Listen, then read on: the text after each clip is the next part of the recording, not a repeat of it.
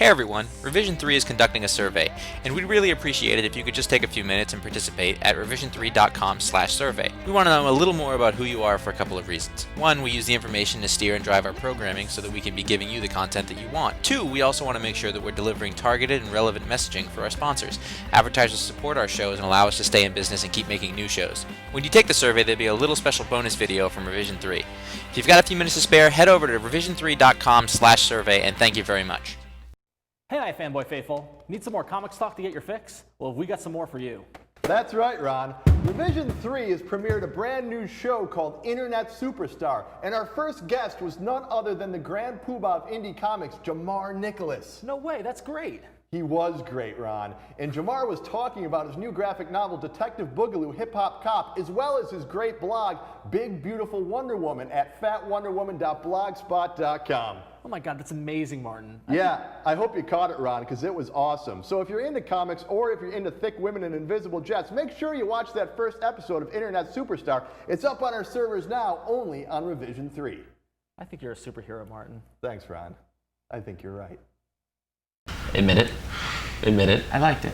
See? I mean, it was better than I had said it was before. Because you didn't like it before. I didn't appreciate it before as much as I maybe should. But now? It's very good. Admit it. Kingdom Come is very good. Thank you.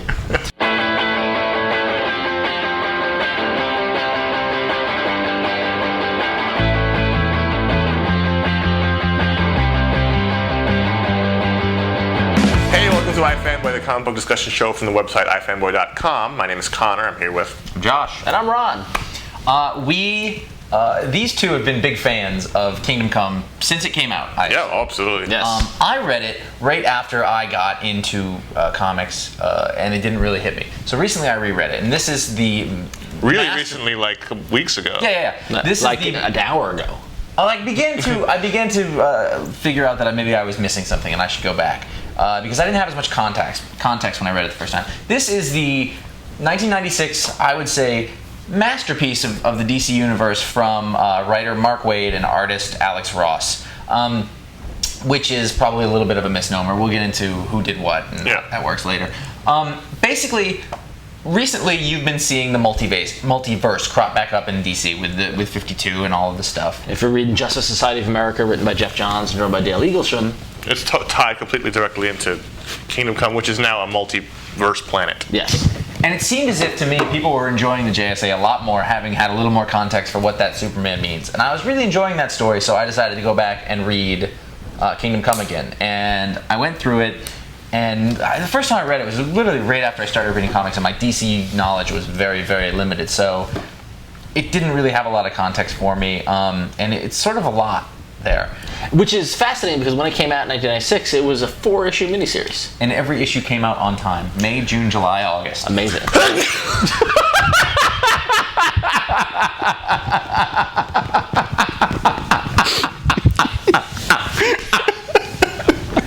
Deadlines make Connor sneezy. Apparently. I tried to stop it. I tried to get away. We're gonna fight through. All right. Fight through. So It was coming the whole show. I'm sitting there going, It's as if you have the power of Shazam in your sleeve. Go ahead, sorry, go ahead. So Alex Ross was a big fan of Silver Age. Well, that's his thing. Like he does those posters. You know, you see the ones that are all the Silver Age style. DC, old Aquaman, Hal Jordan, Barry Allen as the Flash, and he's on record over and over and over saying the Silver Age is his time. He doesn't connect with the modern age stories. He wishes things were like they were when he liked comics. And right, he's like Prime. Superboy Prime, right? Not Optimus Prime. So he had come off of doing Marvels with Kurt Busiek, which was sort of a seminal look at the forming of the Marvel universe. Yeah, it was. Yeah, the beginning age. Yeah. You Through just the got it out, don't you? Yeah, through the journalist eyes. Yeah, okay, fair enough. Okay, and he wanted to do something similar for DC, which is really more he's more into DC than Marvel, as far as I understand. He's a DC fan. So he comes up with a 40-page outline of what Kingdom Come is. Illustrations, draws the whole thing out and pitches it to them. Takes it to James Robinson of Starman, and of the script for League of Extraordinary Gentlemen. And he did a really, really good miniseries, Elseworlds took the Golden Age, Right. about the JSA. He basically, the way that I understand is that he thought James Robinson was the most Alan Moore-like at the time, and he wanted a person like that on the book. I can actually understand that looking back at it, League of Extraordinary Gentlemen movie notwithstanding. And James Robinson I think he was working primarily for DC at the time. So he was doing Starman at the time. Yeah.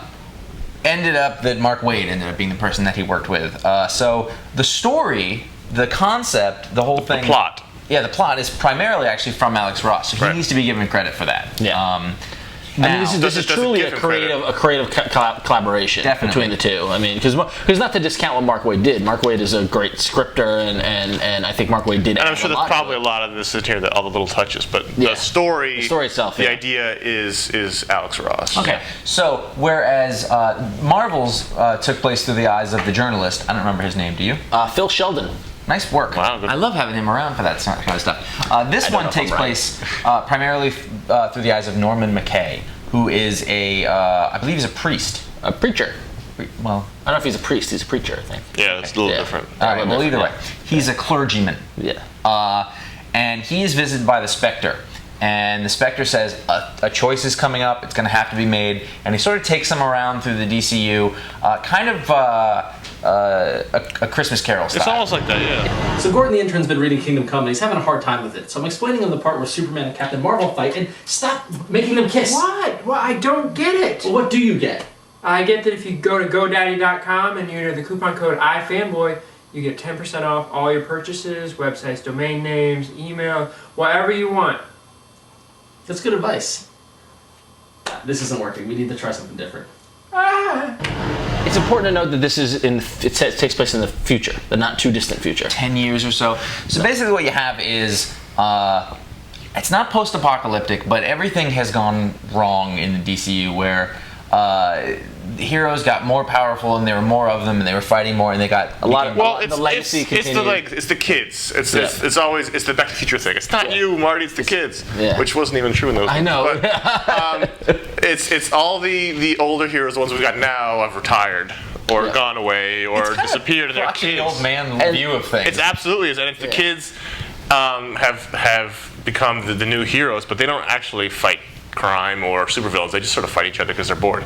And it's a commentary on the '90s era because all the costumes are big and spiky. They've got guns and metal and the key event. So and we get introduced that Superman's in self-imposed exile, and the key event that really sums up what the change in things is that when the Joker decides to move from Gotham to Metropolis and kills Lois Lane, Superman brings him to justice. But then a new hero named Magog, who looks a lot like Cable. Yeah. A little sparkly eye and stuff like that, decides to use lethal force and kills the Joker in front of everybody. And Superman was just so. He was acquitted of it. Though, basically. The public were behind Magog. The public wanted him to kill him, which is, now that I'm thinking about it, it's got to be sort of a metaphor for comics readers. Comics were okay with. The readers were okay with. They weren't okay with Superman. Everybody called Superman boring and stodgy and people dated and everybody wanted big guns and straps and pouches and little feet. And this was Ross saying, Superman is still the man. Right. But as a result of the Magog killing Joker and the public being behind him, Superman says, "Screw this," and he leaves. He lives in a holodeck.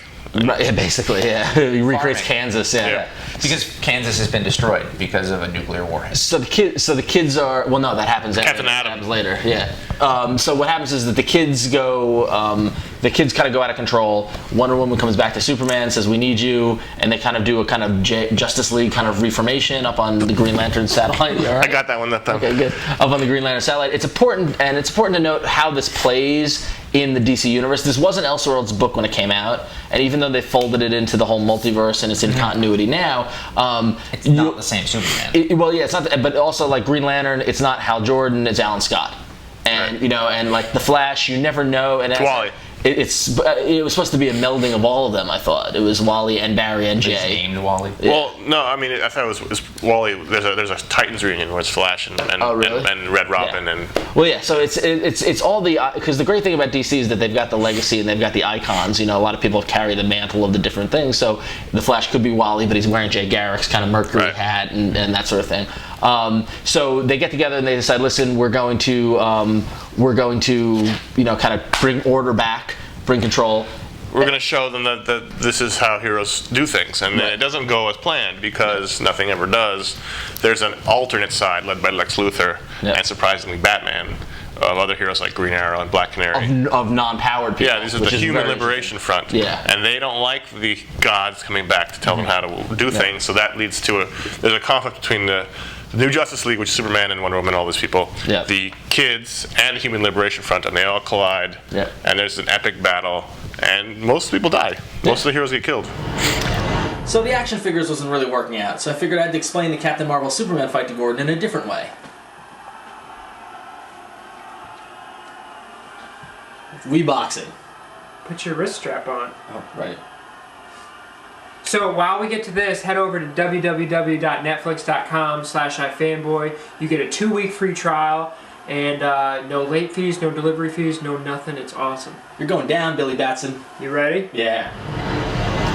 And like the thing about this is you have to look at the context of what was happening at the time. You know, as we were talking about that, you're coming out of the Marvel universe where the 90s. I mean, it wasn't a good time for them. It wasn't a good time for comics. I mean, this is. Comics are sort of like poking out from under the explosion of the market dying, or this is speculator boom. Yeah. So, and 96, 97 is right when Image kind of was starting to lose its steam. Right. And now at the same time though, at DC at the time, there were actually a lot of good books going on. Yeah. This is when Grant Morrison's JLA is becoming, you're seeing it form, and he's really taking superhero to the next level. Yep. They're coming off of the death of Superman and the Batman breaking his back. Everything, they kind of just put the pieces of their universe back together, but then Green Lantern went crazy and Kyle Rayner became the new Green Lantern, and Mark Waid's run on the Flash was running at the same time. The thing is, for a guy like Alex Ross, it's probably not a good time for him. Yeah, he was probably he sees Hal Jordan gone and really defiled. Yeah.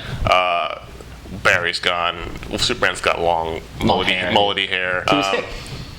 He was with it. I'm sure the mullet was out by 96. Yeah, no. Even at the not time, everywhere. Not everywhere. Yeah. But this is for a guy like Alex Ross who wants the Justice League on the satellite and has the Zatanna and Elvis, that 25-man roster. He's probably not happy. So this is, I'm assuming, one of the impetuses for showing everyone this is still why these characters are cool. Mm-hmm. Yeah. And one of the things that I notice as I'm reading through this is that nothing that I have read from Mark Waid since I felt has been this good. Interesting. For some reason, like this seems to be, he just put everything into the scripting and the plotting and the pacing. There's biblical overtones, but it's not heavy-handed and silly. Like it is if superheroes are modern day myths, if there are our generation's legends, this is the perfect book for that. Yep. This tells it in a grandiose way.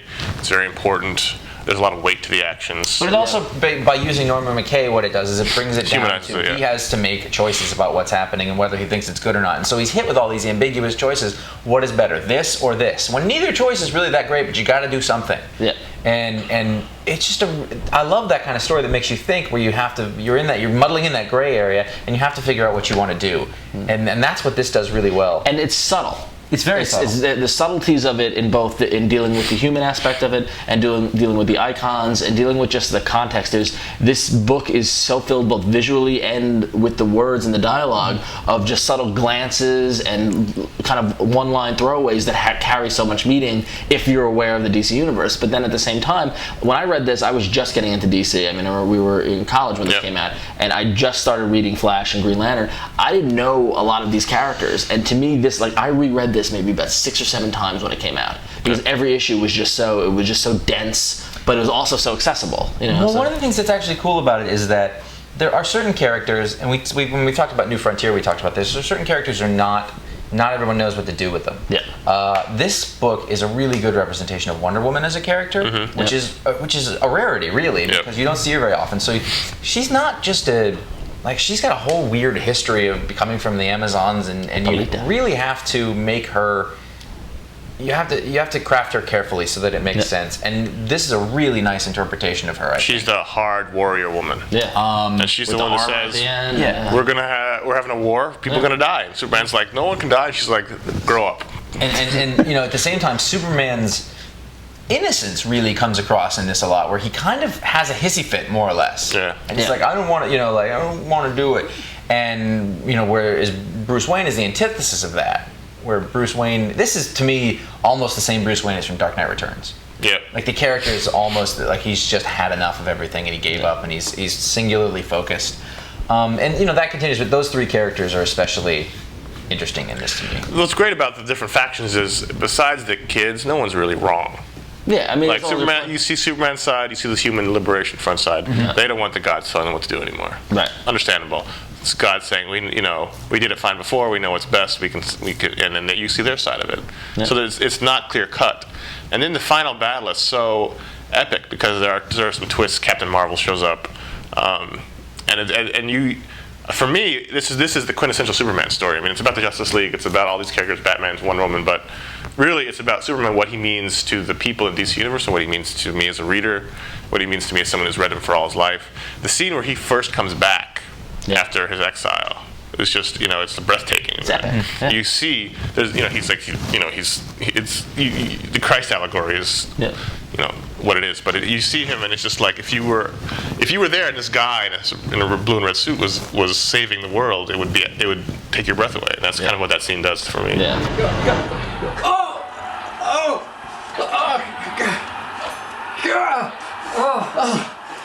Man, that takes a lot out of you, man. Yeah, it Jesus. Wow, hey, what are you doing? I don't know what. That's my shirt. Oh, it's an iFanboy shirt. Yeah, I mean, I can order another one at www.jinx.com/iFanboy, but They're limited supplies too. You better get it while you can. don't wipe your brow with I'm it. sorry. Let's take it back to the ring. Well, one of the things about this, I think that really hit me a little more now is since this was my first exposure to Alex Ross, and since then, I feel like again this was his high point. As far as I'm concerned, I'm looking at these pages, and a lot of times what you'll hear about Alex Ross is that all of his people look the same, because he uses the same few models, And they're stiff. and they're very stiff. And I had got that in my head. Is the stuff that I've seen since then, that's certainly been true, I think, to some extent. Yeah. In this book, that's not true. It's fluidity. There is And dynamic. Yeah. they don't look like photos. The page layouts are very dynamic. They're all over the place. Very cinematic. I was really impressed by the art in this one. I wasn't. Whereas a lot of Alex Ross stuff before I didn't connect with. When he hit with Marvels, it was great and it was revolutionary. I mean, But you can see this is a progress from Marvel. And this is a jump. This was a leap from it. I would go as far to say that I can't find anything wrong with this book. And someone might disagree with me, whatever. But for me as a reader, this is a perfect self-contained experience of fantastic art, fantastic story. So much stuff to get out of it. Like I really love this book. I mean, like it's really I could nitpick a couple of things. I'm sure you could. Yeah. I think the brainwashing of Billy Batson was the one thing that I had to think about a little bit as whether that would happen or not. Now I know he's a kid, but he's also supposed to have the wisdom of Solomon. Yeah. So granted, if you're going to pit him against anybody, basically Lex Luthor brainwashes Billy Batson. But he only has wisdom of Solomon when he's Captain Marvel. Yeah. Well, right, but he was. No, he wasn't. He was grown up Billy That was Batson. grown up Billy. But when he has the power, he's Captain Marvel. Right. Once he's switched, Well, then at that point, he should know what he's doing. he's already brainwashed by that point. I mean, even someone smart, if they've been brainwashed for 10 years. Right. Well, that's He the only got him as a kid and brainwashed him. He grew up to look like Captain Marvel, but he was still Billy Batson in the comic. I love the way that he drew Billy Batson. Whoever he got to model for Billy Batson. It was Captain Marvel. It was It's amazing. creepy, how exact that looks, and like his grown up but boyish face. I mean, I don't know how he cast that person or whatever. The only other little thing that bugged me is Bruce Wayne has this weird exoskeleton. Yeah. And I was like, well, wouldn't his technology be better than that? Because he looks like he's using like pre-war technology, like he's like the polio. Yeah, exactly. like the braces, something like that. Yeah, because that was a nod to the break in the back and all that. Yeah. What's funny is that this was at the time it was out of continuity, but there were little trails that connected where you could see how it could get here. Well, and I actually kind of liked the brace. I liked that. I mean, I thought I don't mind the idea of because it. it showed the fragility of him as a human. I just don't like the actual design of it. Yeah, And that bugged me. That's every time it showed up. that's a nitpick. No, totally. The thing is, when this first came out, they were very coy about whether or not this was the official future of DC Universe. So there was a lot of things in here for them to pick. Yeah. And then they started putting things to Kingdom Come into the DC continuity to even muddy the waters more. There was the Kingdom. Yeah, the Kingdom series and then a bunch of miniseries. Offspring, Plastic Man's Son. And so for a while, I think they wanted to go that direction. Now, I mean, they can't. So the big old Elseworlds tag on the front, and it's a 52 multiverse universe. Well, it's probably got a world attached to it now. Yeah, it is. It is. It's one of the worlds. Yeah. It's one of the 52 worlds. The thing that I love the most about it, though, and again, we talk about this a lot when we talk about DC and stuff that's going on with the Justice Society of America, is the legacy and the mantles and stuff like that. What I love about this is that with every page, you're introduced to so many characters and figuring out who they were. That was half the fun. Was who was this guy? What's his connection to? And how did he get this way? There was the girl who. Like, why did Dick Grayson become Robin again? Yeah, exactly. You know, and is that Green Arrow or is that Speedy as Red Arrow? And then like who was it? The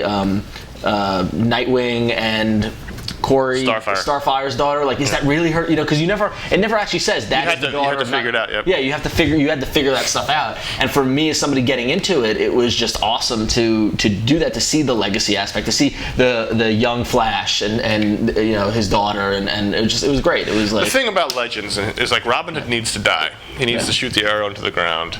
There needs to be an arc. Yeah. You don't get that with superheroes because they have to sustain. Right. Which is why I love these kind of stories so much, because it gives a finality to a lot of these characters that makes them truly legendary. And then what you do with them, you can then incorporate into what you're doing with them in the ongoing things, even though if that isn't necessarily how they end up. Right. I mean, as a kid, I loved the idea of I remember I have a notebook somewhere when I was like 10 years old, and I started writing a final battle of the DC Universe where all, it was like the factions broke out and they killed each other. 2011. I'm gonna be pitching it next year. And they killed it. It was from the pages of like Oracle or something like that. Yeah.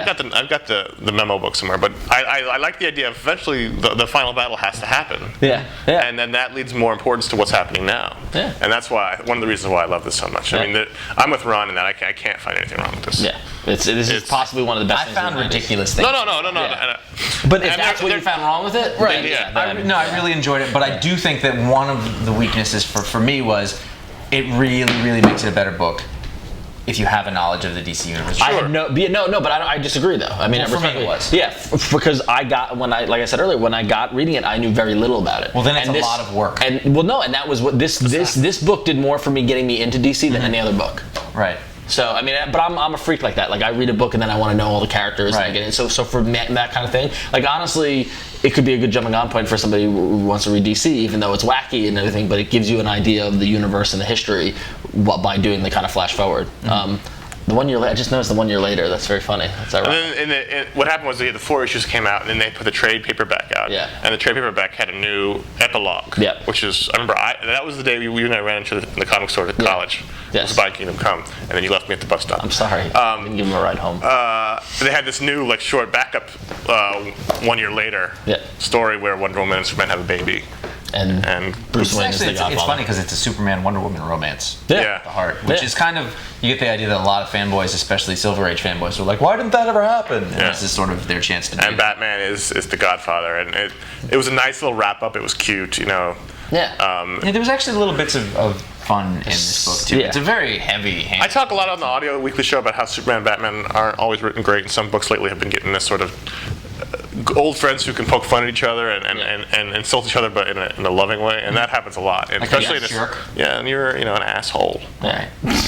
And this happens a lot in the final. Batman and Superman and Wonder Woman clearly all love each other, but they don't act like it overtly. They act like it in a subtextual way. Yeah. It was nice to have it end on that note of them as almost like this weird kind of family. So Yeah. cool. Speaking of ending on the note of a weird family. Yeah. So basically, I liked it a lot more this time. These guys obviously love it. I was so happy to hear that you liked it more yourself. Vindicated. Yeah. So there you go. So if you liked it. Oh, yes. The sneeze was coming. If you liked it, you can, or didn't like it, or have any opinion whatsoever, you can write to contact@ifanboy.com. You can tell us what you thought about Kingdom Come, or if you've got some other books you want us to revisit. Yeah, and if you feel like talking to us, you can call our voicemail line at 1-888-FANBOYS. That's 1-888-326-2697. You can always go to ifanboy.com to watch this show or the audio show or any of the other blog posts and things we have there, or you can go over to the revision3.com/ifanboy where our shows are listed, and there's links to the forums where you can tell us if you liked it or wanted to reread it, and maybe you should reread it if you didn't like it the first time. Check it out, definitely. And if you don't have the Absolute, get the Absolute. It's awesome. It's has everything. It's like the ultimate collection. Yeah. But if you just want to read it and pay $20 for the other book, that's fine, it's just as good. I have the original issues, first printings, bagged and board. You want to get those CGC slab? Maybe. I have all the Marvel signed by him. Oh, do you? Oh, I hate